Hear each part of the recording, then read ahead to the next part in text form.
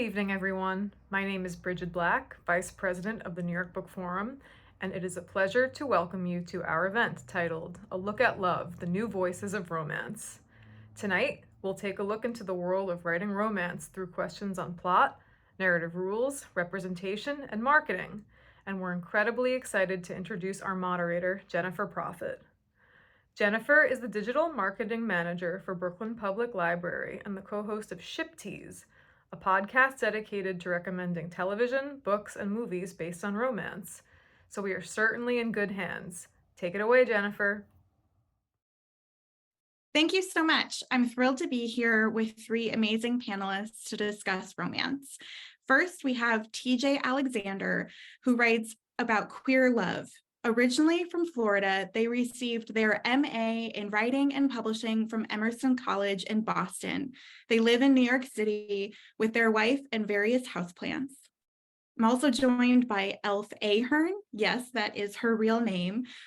She lives in New York's Hudson Valley with her husband and two kittens. They're technically cats, but they prefer being kittens. She writes dramatic, action-packed historical romances under the tagline, Regency Romance with a Gothic Twist. Her debut novel, A Rogue in Sheep's Clothing, hit #1 in its genre on Amazon.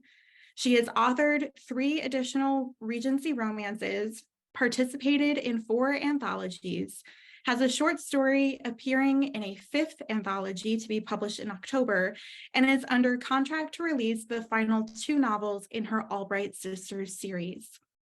And we have Lauren White Jackson, who is a lifelong fan of all things books. She has worked as a freelance editor for magazines, comic books, and novels for nearly 4 years now. Throughout her career, she strives to understand the art of bookmaking while amplifying stories that establish a sense of wonder, acceptance, and care.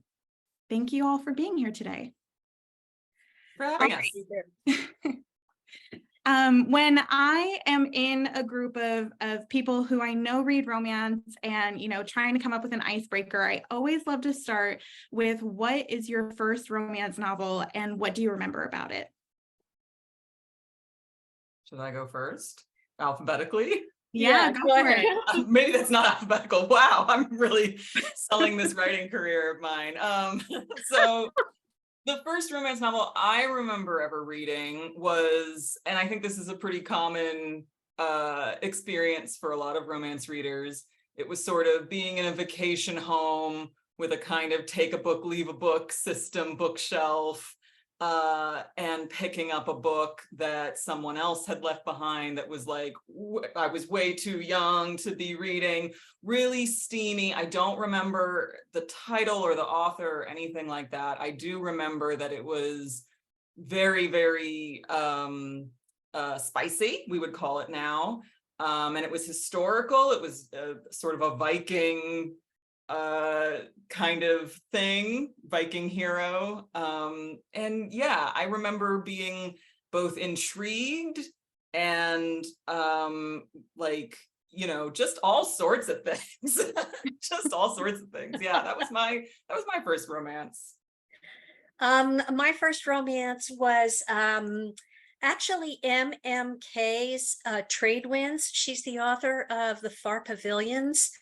And I had always honestly disparaged romance novels. And I read that thing and I was like, oh my God, if there are more like this in the world, I need to get there. And then I read Mary Jo Putney's The Rake, which is it's a brilliant, brilliant book. And I thought, wow, this is an art form. It's an art form, and it really deserves our attention and appreciation. As a quick follow-up to that, Elf, so you discovered romance as an adult reader? Yeah. Yeah, and what were you reading predominantly before that? I would say literary fiction. Mm-hmm. Yeah, almost exclusively. So yeah. But it just took the one for you to dive in. Yeah. And then my sister sent me a Sabrina Jeffries, which I don't remember what the title is, but kind of the same experience you had, TJ. It was like, whoa, Seabiscuit.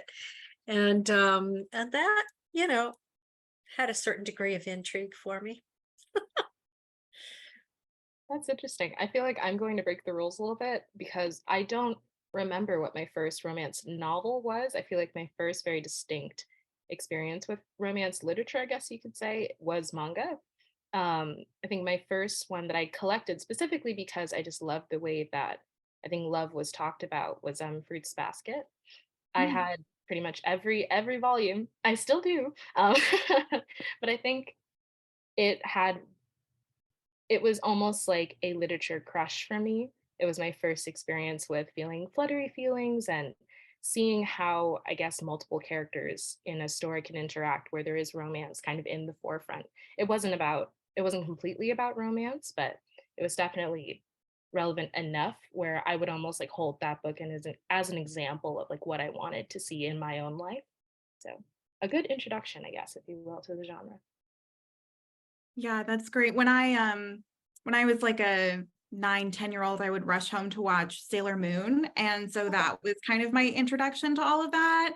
She also shares the same birthday as me. So I was always Oh yeah. like, we're destined to love this. But that was my introduction. And then like you were saying, I was like, I want more of this. I think as all of you have touched on, I want more of this and really wanting to expand and explore the genre from there, no matter what the entry point was. Mhm. You know, I didn't read, last night I saw a documentary about Judy Blume, and she was talking about how her honesty about sex and sexuality in her books was so revolutionary, Mhm. and that she got like 1,000 letters a month from kids who were confessing things to her that they absolutely could not tell their parents. And they were curious. So many of them were curious about sex. And, you know, I think that that actually is one benefit of romance. It's like it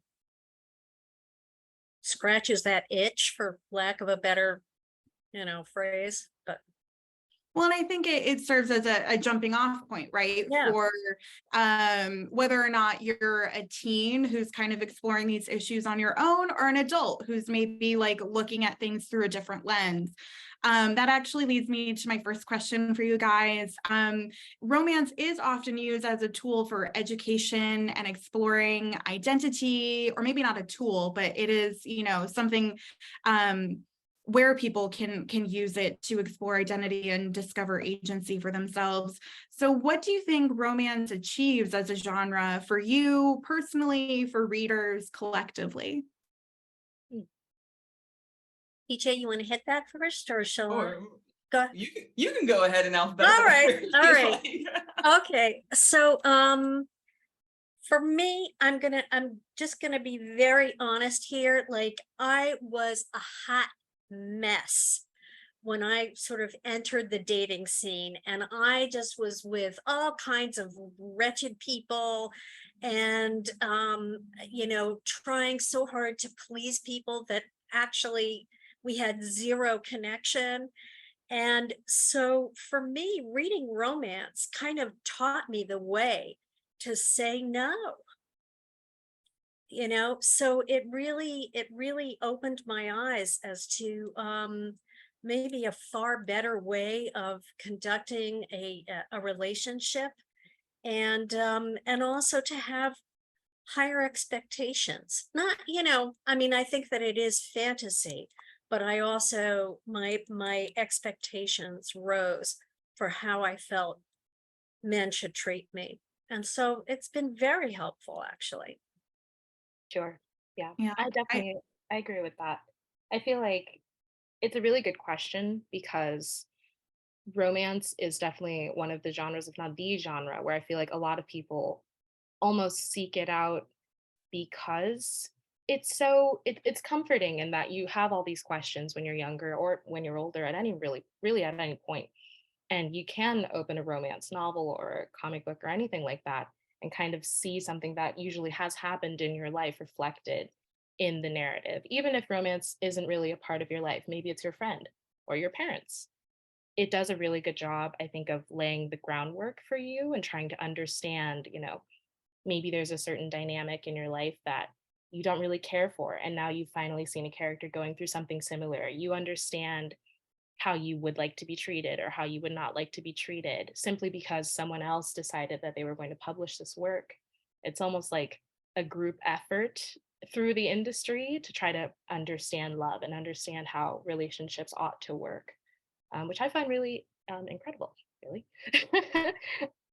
Yeah. Yeah, I think there are some moments where I am writing a book and I am thinking to myself, like, gosh, I hope no one's using this as like educational tool. You know, I hope that they're not treating this like a textbook or anything. Mhm. Because, you know, I believe that in order to make my books, you know, good, there has to be a level of specificity that like not everyone is going to relate to the characters or see what they do as, you know, morally good or whatever all the time. So, you know, there's that, but there's also like I also feel a responsibility to my readers to kind of present what I would like to have as this fantasy of like, oh, here is, you know, a queer couple. They may not be like any couple that you know or any couple you've ever been a part of, but like here is a version of what that could look like, and hopefully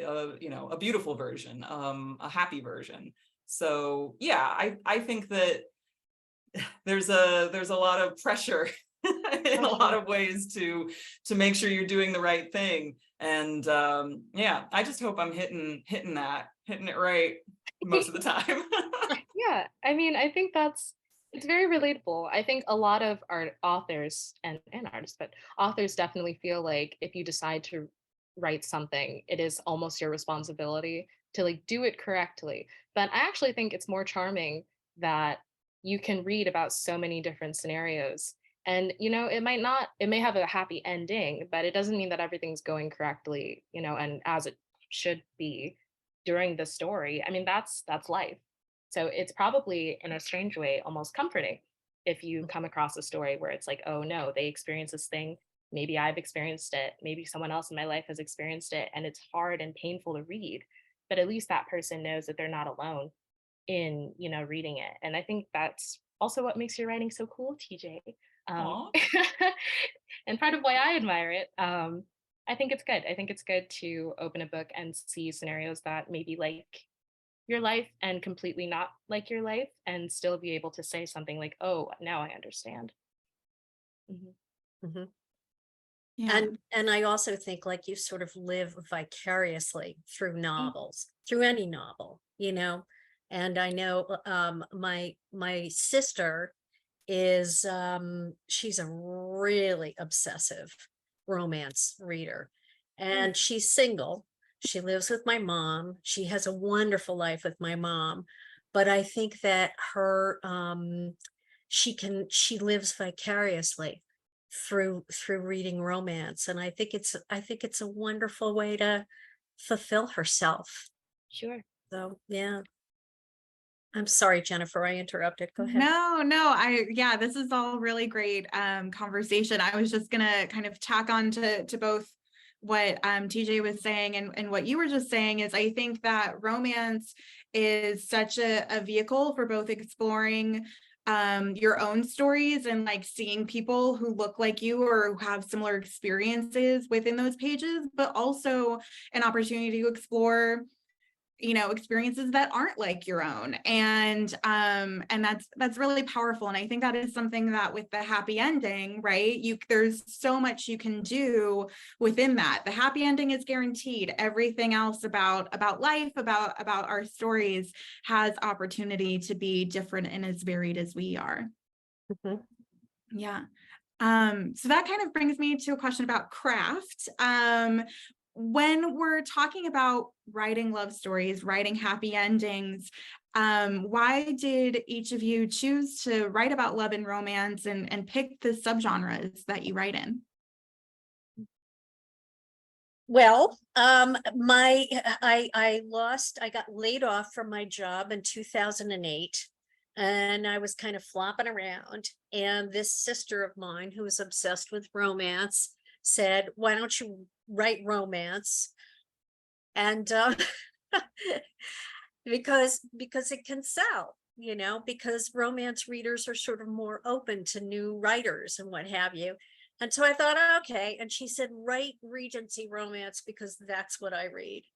And so then I started sort of getting into it, and I love to do the research. So you talk about craft. That is one thing that, like, Regency romance authors are like unbelievable with their knowledge of England, and that little tiny moment in time is like down to the last detail. It's amazing.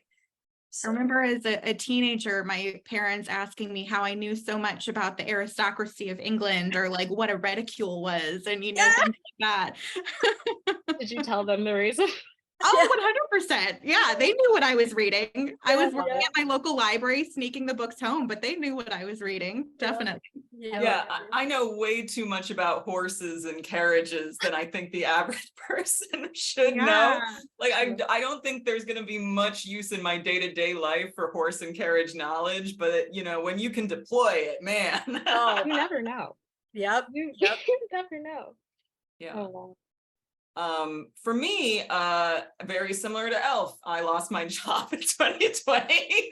I was struggling to figure out what to do next. I had this idea kind of, shooting around in my head. I had not been into romance as an adult for very long. After, my prurient youngster interests sort of faded, as I realized, like, these books aren't actually for me. They're really straight. They're really super heterosexual. There just wasn't a lot of room in that genre for me at that time. And it was only when I got older and I started picking up, newer romances by queer authors, and romances with a more, I guess, modern sensibility, you could say, that, I started thinking of like, well, if I were to write one of these things, what would it be like? And I had this idea sort of kicking around for a while. And yeah, I'd always been interested, just, I don't know, in the parts of the stories that dealt with people's relationships and their emotions. Like, even if I was just watching like an action movie where you don't even like really learn the character's name, I would still be like watching it with like an eye to like, well, who's that? And are they into each other? And like, so yeah, it made sense to me to write about love stories because I think those are the most interesting ones. Everything else is just kind of like, to me, an excuse to lead up to the love story. That's funny. I relate to that so much. Yeah, like that movie True Lies. I don't know if you guys have seen it, like Jamie Lee Curtis and Arnold Schwarzenegger, and they're a married couple, and he's actually a spy who pretends he sells insurance or something like that. And it's this whole, it's a wonderful kind of love story, rediscovering one another. And but it's also this action-packed thing, and I think that the thing that is the most fun about that movie is the relationship. Like you said, can have all these guns going off and excitement happening, but it's the relationship that really keeps that movie together. So great flick, seen it many times. Yeah, big fan. Yeah. Yeah, that's a lot of what I actually talk about on my podcast, where we dive into all sorts of TV shows, movies, books. They don't necessarily have to be romance TV or romance novels, but if it has that relationship, we're diving into it, because that is why we are reading that, watching that, consuming that. So I think we're all in good company here, right? We're all here for the love and the romance. Yep. Yeah, a true romance reader will be watching like a documentary and be like, ooh, who would probably be good together? These two talking heads. That's so true. You're like a news clip, but what those background people, they have a story. I feel a spark. Yep. TJ, you talked a little bit about the books, kind of taking a break from romance as a genre because you weren't seeing characters that resonated with you or stories that resonated with you. I was wondering if you can maybe start us on this, but maybe something all of us can talk about, the stories that we feel are being told now that we haven't seen before, because I think that we're really in an expansive time in the genre, looking at so many different love stories, time periods, subgenres, all of that. Yeah, I think, looking at what was being published, when I found that book in a rental house in late 80s, early 90s, compared to what is out there now, like clearly there's like a lot more different kinds, a lot more subgenres, I think. I mean, I don't know, I was like 7 like back then, so like it's hard for me to say for sure. Wasn't doing any surveys at that age, but like I imagine that things have slowly and in small ways been changing over the last decade or so. And that's good for me personally, because back when I was picking up those romance novels from the library and such, it was universally heterosexual, universally white, and also universally like gendered in a way that like made it so heterosexual that I couldn't even at certain points like even enjoy myself. I was just like, well, why is he acting that way? Oh, that's how men are supposed to act? Okay, like that's not attractive to me. Why is she acting that way? Oh, that's what women are supposed to do. That also doesn't resonate with me. So yeah, so that was why I left off for quite a while.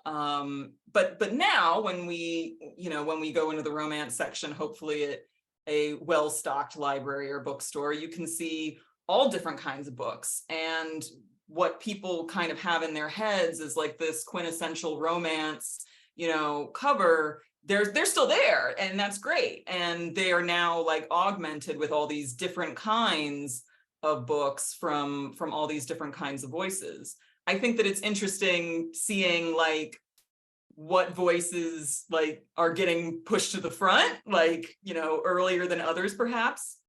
We're still seeing like a dearth of a lot of, for example, trans feminine voices. Like I'm a trans non-binary person. And as far as trans writers go, non-binary and trans masculine people far outnumber trans women and trans feminine authors. And, I think, so seeing just like this industry and romance, is a very small microcosm of the whole of like, who are we ready to listen to? Who are we still like a little bit wary or biased against? Who is being given the chance to tell a story? I don't know if this is answering your question. I went on kind of a tangent there. No, but it's great. I think it's important to pay attention to, because I think it speaks to a greater need in a lot, in a bigger picture. Mm-hmm. Yeah, TJ, I love your answer specifically because one of my hobbies, which I find hilarious as someone who works in publishing, is I love going to bookstores and trying to guess like what trends are coming by looking at the bookshelves. It's actually really not that hard to do. But there was one moment during COVID, or maybe like 2022, where I walked in, I realized that the bookshelves looked completely different. Like you really could see everyone's efforts to try and tell new stories, new perspectives, all kind of just like captured in that one moment. And I think what's so beautiful about it is that we all love stories. That has always been consistent. Books are not going anywhere. And when you look at these shelves, you are perhaps seeing stories that you have heard before or read before, but with new faces, a new modern take on a classic story, which I find really exciting. Actually, Jen and I were talking, and I was looking at my bookshelf to see if there were like any trends that I could tell like in my own bookshelf, and I was talking about the Spanish love deception, which I feel like is a good example of something like this. I had realized that I'd never really thought about that. Like usually if I seek out a romance novel, I'm not usually looking for something specific, but if I can be educated about someone's specific experience as well as just falling in love with the romance of the novel, that's like two wins for me. So it's really exciting to walk into the Strand, or I don't know, Barnes and Noble, and see a book about, you know, a Korean love story that takes place in Korea, or, you know, second generation immigrants experiencing love. We know that happens. Just knowing that it's taking place and it's like accessible to everyone, I feel like we're all going to find a really beautiful common ground, um, that I think these novels allow, which is really exciting. And it's interesting too, though, like if somebody was writing about an Indian princess in a romance novel, it was a white person writing about an Indian princess. If somebody was writing about an American Indian, and I'm guilty of this in my latest short story, but it was a white person.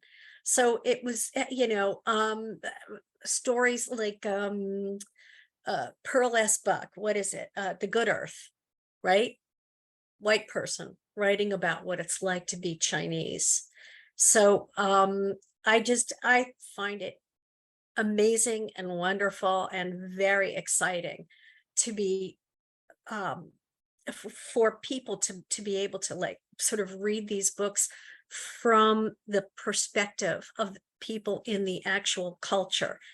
Why is it that some women are more than happy to have their parents decide who they should marry? And I just think it's great. I think it'll open up a lot of minds, hopefully.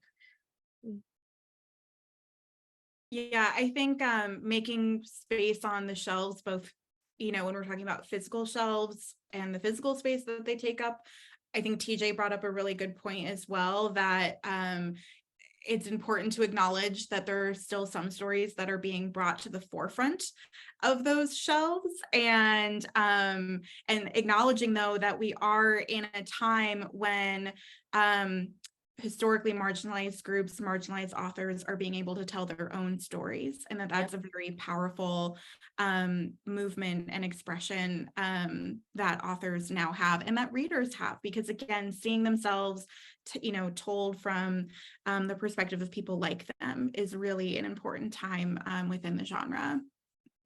I think it's really important, if we're looking for what's kind of the glue of all of these experiences, is that we all want to understand. I think the desire to understand is very prevalent. So as people are trying to write new stories and we're seeing new stories, like I love, I think it's called Children of Blood and Bone. Hoping I said that right. That is a title, okay. so I think it's the right title. I love it.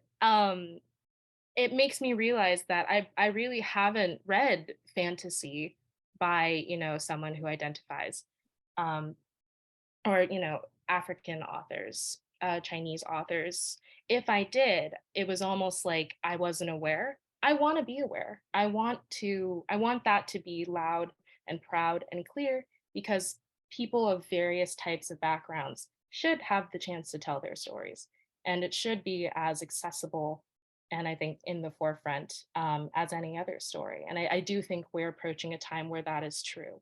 If I go to Barnes and Noble and I go to the help desk and I say, you know what, I would really love to read a story that's like X, Y, and Z, I am more confident now than as opposed to maybe 10 years ago that I will actually get that, not have to compromise. So I think that's exciting. I tutor kids, and one of my earlier students kind of missed the boat at some point in school, and didn't understand a lot of different things. So, and it really was just a matter of missing some of those lessons, or just not understanding. And so I tried to find literature for her to read that would really spark something. She's Black, and we looked all over the place for something. And then I found a book of short stories that were all love stories and all contemporary by a Black author. And I cannot begin to tell you the difference it made. It was just incredible. And it was really well written, and just like it just opened up whole vistas for her. It was wonderful. So I couldn't agree more. Yeah, there's a need. I help. So Abrams has an imprint called Megascope. They also have an imprint called Shirley Books. Shirley is focused on publishing LGBTQ plus authors, creators, as well as stories. And then Megascope tries to go for basically BIPOC creators and stories. And you almost don't even realize how much of a need there is until you publish these books and people are like, oh God, I've never seen someone who looks like me in this scenario. I've never read, someone who's like this. I didn't know that this was possible for someone like me. And I think that's everlastingly beautiful about literature, that it can achieve that, and the author and the reader never have to meet. Like you could be halfway across the earth and you will discover that we're not so different. We all love, and you can discover that when you go to the bookstore now, and that's great. Yeah. And I agree with what you said about there being, so much room for so many different versions of, the same story. When my debut novel came out last year, it was a love story between a cis woman and a non-binary person. And that same year, Anita Kelly's debut also came out, which was about a non-binary person and a cis woman in a romance. And I remember thinking like, oh God, these books are going to look so similar to everybody. It's going to look like they're the same thing. And it's going to be really hard to, sell my book. And it wasn't the case at all. There was such a thirst and such a need to be filled by books like this that, we could have written the exact same book, which we didn't. They were both very different books. But like, even if they had been the exact same book, we would have probably been just as successful because, so many of our readership were people who were like, I'm going to buy all of these because this is what I've been wanting. And this is, what I finally am getting. And I'm going to overindulge. And I was like, hooray. Yes, good for everyone. Yeah.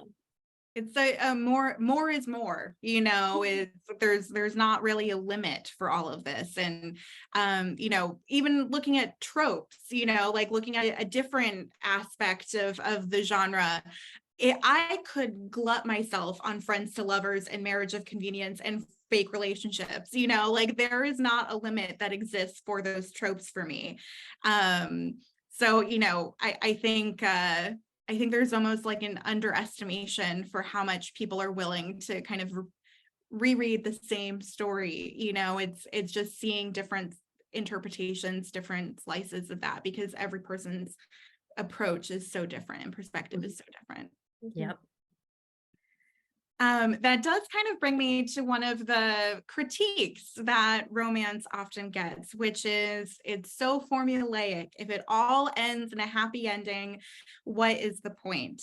Particularly when we're looking at other subgenres like mystery or other genres like mystery and sci-fi, how do you respond to that it's all the same? What's the point of reading romance? Well, first of all, I was just thinking about this today as I was reading through your questions, and people love repetition in a sense.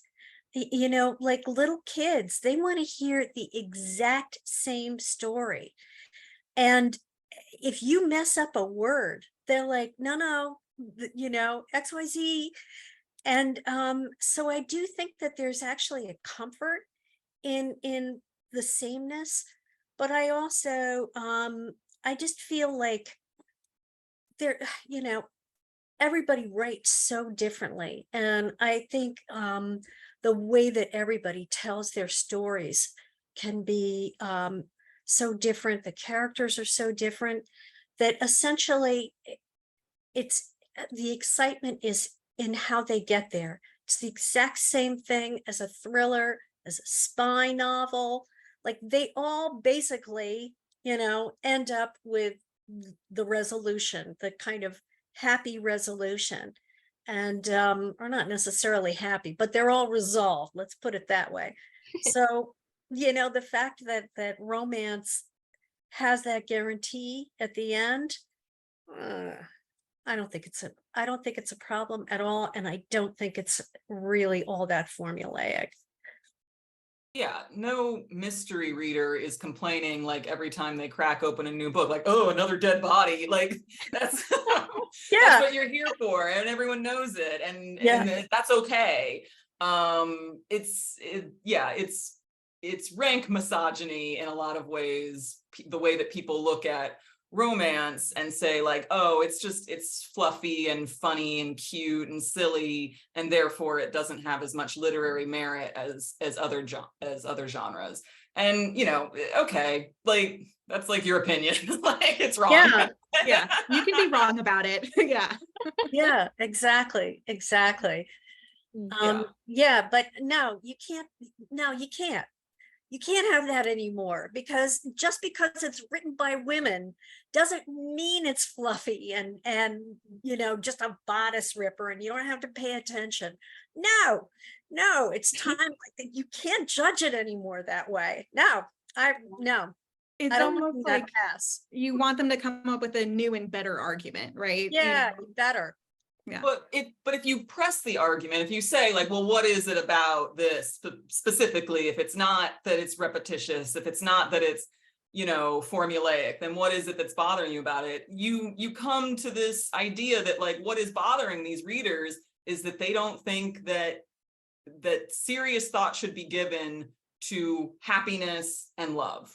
Like that's kind of what it comes down to, right? Is that they think that other stories that are dealing with darker themes or things that are more like grim and gritty are somehow like inherently more impressive to write. And I don't think that's true. I think it's way easier to write a tragedy than it is to write a comedy, because everyone's on the verge of tears all the time. It's really hard to make somebody laugh.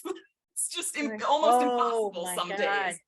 So if someone is writing something that is, fluffy and it's engendering a reaction in the reader that's magical, right? That's like, you've just done a trick. You've just pulled it off. And I think it's way harder than people give it credit for, because they don't want to give it credit because they know they can't do it.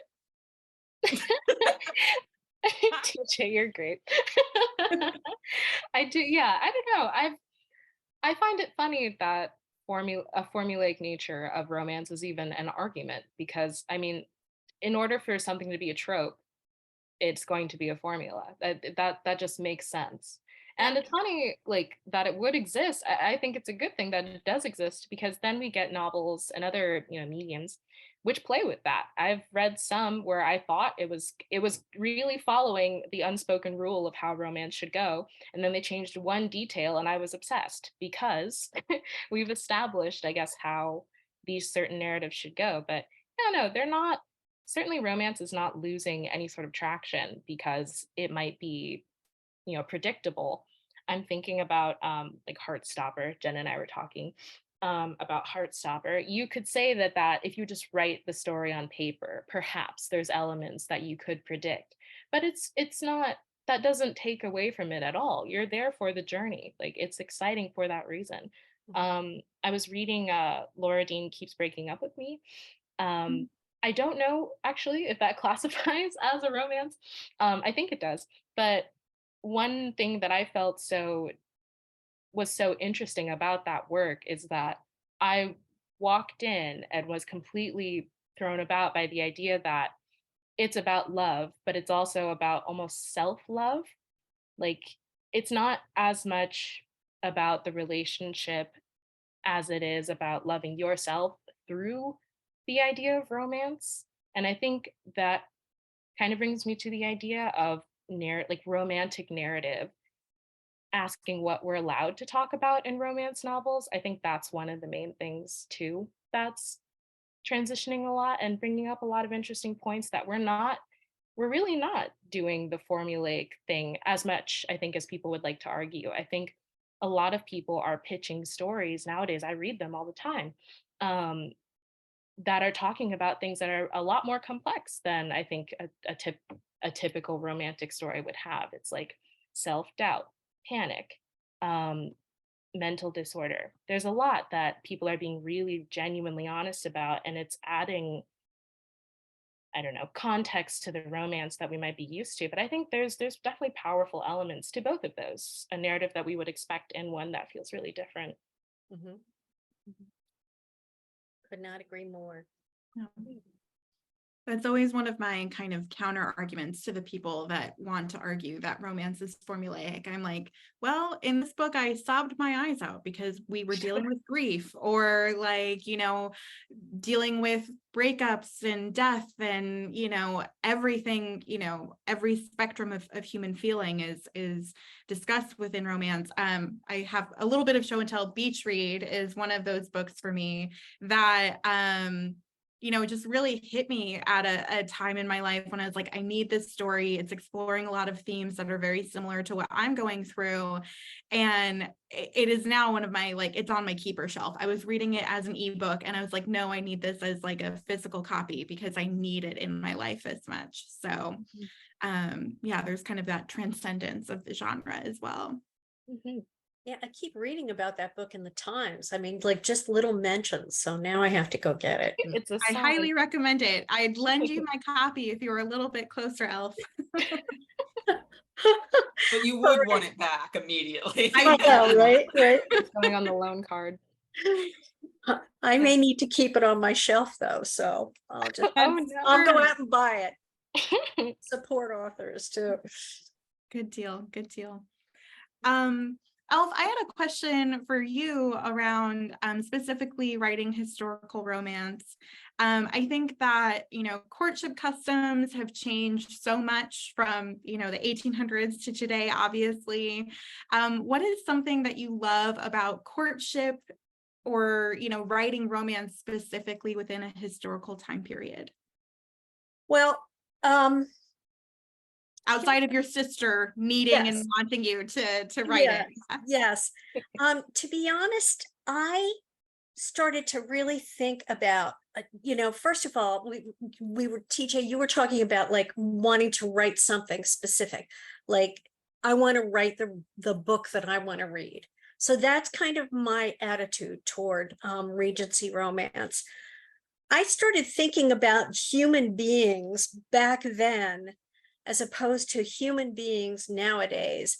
And it seems to me like probably there's a lot that we both share, that women were a little bit more rebellious, that, that the norms were perhaps not as strict. Now, there are a lot of readers who really want you to stay within the lines, but I break the lines. I make my characters, my women specifically, more rebellious, and that they have a little more freedom in their family.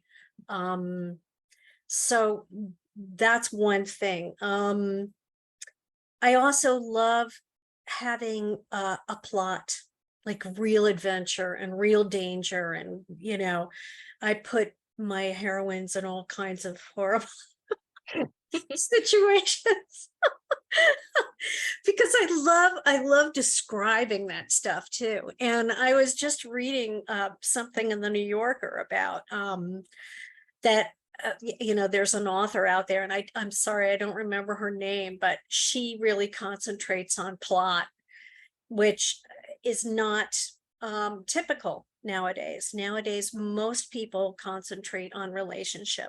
Obviously, I have to concentrate on relationship because it's a love story, but I put my people through heck in a handbasket, So I love writing in the Regency because nobody can pick up a phone. Nobody can call a policeman because there were no police back then. I love that they have to ride horses and they have to have some kind of relationship with the natural world. And then there are the restrictions of, a woman who is found in a room alone with a man. It's like, but I had one of my heroes, the woman was like, I can't be in that room alone with you. And he says, why are you gonna just like run out and say I seduced you and now I have to marry you? And she says, of course not. And he says, then nobody's gonna care. And so you know, it's just I kind of I take liberties, but I take liberties that I feel are natural to the human condition and to the way that we think. So, but I I actually love have it a because I'm breaking rules. I love that. I love the idea of taking a genre that has or supposedly has a ton of rules applied to it, or a time period that supposedly has a ton of rules applied to it, and saying like, actually, I can do whatever I want. Like, no one can stop me. I have a Regency romance coming out in a couple of years. Oh, It's called Eden's End, and it's queer. It's about a trans earl who, you know, is a trans man. And when I was first kind of like, you know, workshopping this idea with other writers, I would say like, this is what I want to try and write. And they would say, oh, okay, so it's like a fantasy world, like it's Regency, but it's not our timeline. And I was just like, well, why not? And they were like, well, wouldn't that be like really hard? And I was like, I'm pretty sure I can do it. Yeah, Like, you can. you know, do I have a historical record of someone like this ever existing? No, but that doesn't mean that they didn't. And even if they didn't, that doesn't mean I can't imagine it. yeah, So I'm just yeah. gonna do it. And so I did. And, you know, Love it. Well, you know, there was like a governor the governor of New York, like way back when, who was trans. yeah. You know, And I mean, he was like, and so no, it happened. And you yeah, in can have Victorian somebody who's times, an there were Earl. dukes and all sorts of Yeah, landed yeah. gentry, you know, and outside of, you know, high class society, there were tons of, listen, we all know. We all know. Yeah, yeah. We all know that it's just like a lack of imagination in modern day, because you're thinking of how difficult things are for trans people right now. You're thinking, well, how could they have possibly all the way back then have done this? And that's just, you know, that's just sad. And I just, I didn't want to do that. I wanted to do my thing. So I will. Excellent. Beautiful. And can you just repeat what the title of your book is? Because I Oh. didn't quite hear you. Yeah, it's called Eden's End. It's coming out in 2024 from Vintage Anchor. I'll be on the lookout. That's not a couple of years, that's a year. That'll be here sooner than we know. Wait, sorry. Zachary, I may need you to fix this in post. It is called Eden's End, and it is coming out in 2025 from Vintage Anchor. Excellent. I look forward to reading it. Me too. Yeah, I think we're all getting a lot of really great recommendations here today, which is awesome. Yeah, definitely. We touched a little bit on both character and covers and the kind of the experience of being in a bookstore earlier, but I wanted to dive in a little bit more on kind of the marketing and design side of publishing. I feel like of all of the genres out there, romance really has like character forward covers. You know, TJ, we see your book in the background, you know, it has illustrated people, but it, you know, there are still people there.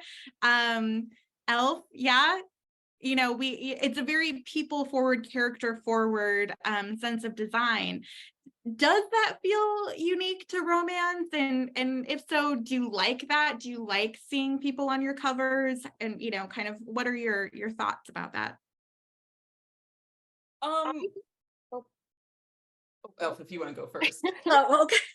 No, I think it is unique to romance. And let me just say that, like, I had a book come out last year, The Christmas Unicorn, and it didn't do so well. And I think because all it has on the cover is a unicorn, and people didn't know it was romance. And then my first book was published with this beautiful horse on the cover, who is a major character.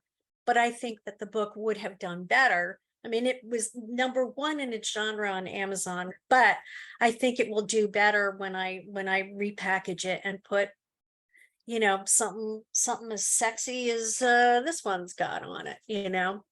So I think it's pretty consistent, which has always been fascinating to me, that there are the characters are often on the cover because obviously, these design teams, they're amazing, they're incredible. And it's very interesting that we have almost created this unspoken rule that if we're going to read about the relationship, we need to see, or not all the time, but very, very, very commonly, we need to see the characters. And it's not that, they're not always facing the front. It's not like just two character profiles facing the front. Obviously, Yeah, people there's get always this one right. too. There's clearly, creative layouts to how you can do this. Um, but regardless, I think it's interesting that when we go into a bookstore, you kind of, maybe we crave that. We crave to see the people and then we can open it, or maybe just one person, but there seems to be a need to do that. I was thinking about, like, again, Spanish love deception. And it's like, yeah, you could say the title is definitely taking up quite a bit of space, but again, there is clearly an initiative to be putting people on the cover.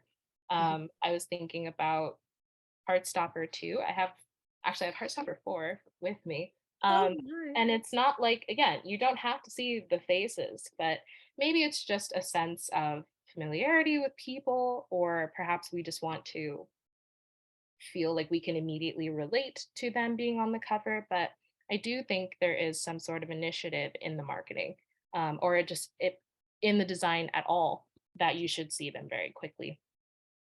yep.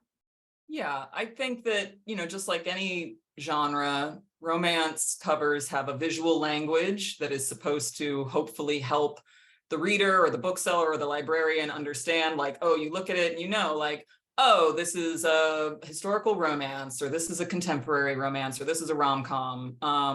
Right now, illustrated covers happen to be the visual language of contemporary rom-coms, which is why so far all of my covers have, been like that and featured the characters on the cover. I think that it's interesting to kind of try and play with that, especially when the story calls for it. I really, really want to talk about the cover of my next book, but I can't because we have not announced what that book is yet. But I look forward to seeing covers trying new things and playing around with that visual language, because just like the stories themselves, I think that there's a lot of leeway with what will work. I think that for the most part, readers and booksellers and librarians are really smart. And even if something is a little bit different, I think that if the designer and the artist are, skilled enough that they can, really make sure that the message is getting across, that like, this is what this book is and this is what it's about. Mhm. Yeah, there's definitely a coding between genres. A couple of years ago, 50 Shades of Grey came out that harkened in an era of the object cover. The Hating Game came out, and that's when we're seeing all of the illustrated covers that are coded as romantic comedy. So it really is like covers are as much a language for readers and booksellers as they are for, authors and how they want their book to be represented. Yep. Mhm. So what other things besides covers do you think that readers are kind of responding to these days, particularly when it comes to like things that work on the marketing end of the spectrum? Book talk, I think might be part of the conversation, but certainly however you want to answer. Well, I think blurbs are really important. I used to write them for Penguin Random House, and that's a real art form. I mean, I would send something in, and the editor would just make it sing, and there were other authors who would be like, no, I want to do this with it and make it sing. And I think a blurb is really super important to give people a little idea of what's going to happen. I think, I want to explore book talk. I was looking at it today and was completely unsuccessful in getting into I it. know. I'm so computer illiterate. It's just Oh, horrifying. it's fine. I adore book talk. I think it's hilarious because we should have been able to predict that this would happen. I feel like it's very consistent on book talk that people are almost telling story. They're using stories to market stories.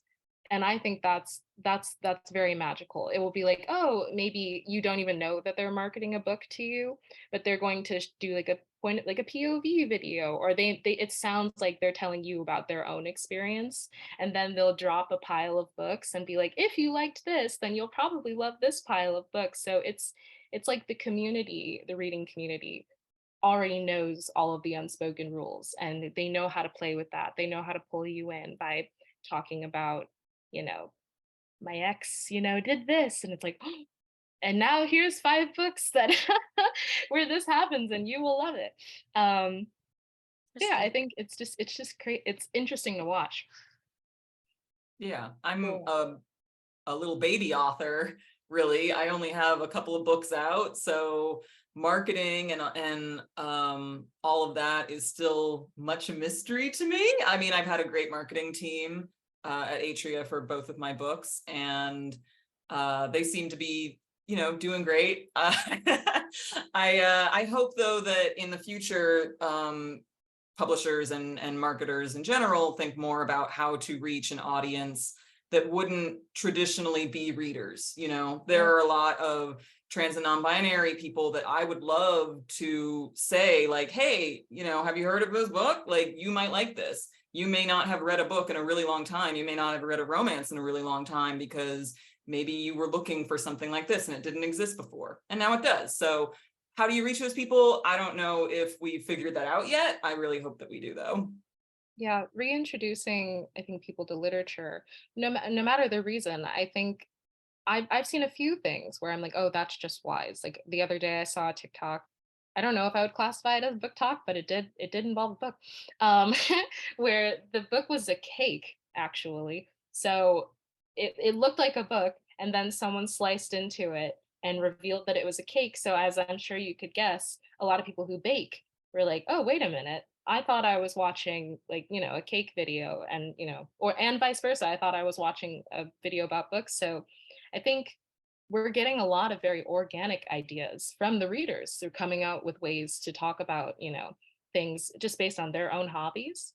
And that's exciting, because I agree, TJ. I think there are definitely people who, like, there's a common joke like, oh, I haven't read a book, since school, or like maybe maybe they go to conventions or cons and they're interested in something that's like book adjacent, but they don't actually buy a book. There's definitely settings where I think marketing teams can definitely come out with ideas, but budget willing, because that's definitely a part of the conversation. But yeah, I do think there are a lot of like uh, setting bending, if you will, places where you could kind of cross over and talk to people who don't even know that they're looking for that story. Right. And I think that's once we start to fill in that gap, I think it's going to be really cool. And I I think agree. it's also kind of what Elf said earlier on in our conversation about, you know, being able to have an experience where like you find a story that resonates with a child that you're tutoring, and handing that off to them and kind of taking down some of the barriers to reading, for younger people. But I also think looking at how we can do that for adults as well is really an important part of the equation. Yep. Yeah. So I just have one final question for you, and we've collected a lot of recommendations here, but I want one more recommendation. If you could recommend one book to get someone into romance, what would it be? Well, I would recommend the book that got me back into romance as an adult, which was Rebecca Weatherspoon's Rafe, buff male nanny. I mean, it was a brilliant book, a wonderful cover. And I saw someone talking about it on Twitter, like, look at this, it's a romance about a buff male nanny. And I was like, sold. Like, I immediately knew like this wasn't gonna be, your mom's romance novel or whatever. It was, something I hadn't seen before. And I love the hell out of that book so much. I should go back and reread it. I love that book, TJ. And similarly, like it was like one sentence and I was sold. I was like, say less, Yeah. we're good. I was like, he has a job and he's good with kids. Like the goodness. bar is so low. I know, right? For male heroes for me. Yep. Yep. I don't know. Like, I still think The Rig is just about the best book that I just love it. I think it's an amazing book. So, Hating Gabe, that's really fun. Yeah. I feel like mine, it's not a novel. And I wouldn't say that I moved away from romance, definitely not deliberately. But this was probably one of the most gentle, I think, approaches to romance that I'd read in a while. It's called Tiny Love Stories. And it doesn't have people on the cover. Basically, it's basically like paragraph long submissions to the New York Times, and people just like type whatever experience they've had to the New York Times, and they made it a book. So you can like, it's little sketches of the Ah, scenarios. It's very what I would call like bite-sized literature. And personally, I just fell in love with how simple the book looks. And then you open it and you realize like how deeply complex, how stories can be. Um, it's almost like a heartbreaking paragraph, and then a paragraph that shows you joy, grief. You can find all of it in this book. So after you finish it, which I have not, you almost crave to have something similar in another book. So gateway romance. I Love love it. that. That That's sounds so great. interesting. Mhm. Join me, read the book. Whenever I'm recommending, I say, like, what did you like previously? What is your entry point to books and literature outside of romance? And I will give you that recommendation. So I think that's exactly, like, this is, you can read a few paragraphs of this and get that love story and get those good feelings of the genre. So I totally get why that's a great recommendation. Mhm. All right. Well, thank you all for joining me for this lovely conversation about romance. I love talking with all of you about books about love and love stories. Thank you. Thank you Thank for you, having Jen. me. Thank you so much, Jennifer, for leading us through this conversation, and TJ, Lauren, and Elf for giving us a look into the genre. For our audience, if you find yourself interested in our organization and would like to learn more about the things we do, please feel free to venture to our website at newyorkbookforum.org. Our next event will be focused on lifelong literacy and how we as an industry are fighting to ensure the love of reading stays alive and well. Thank you for spending this hour with us, and we hope to see you at our next event.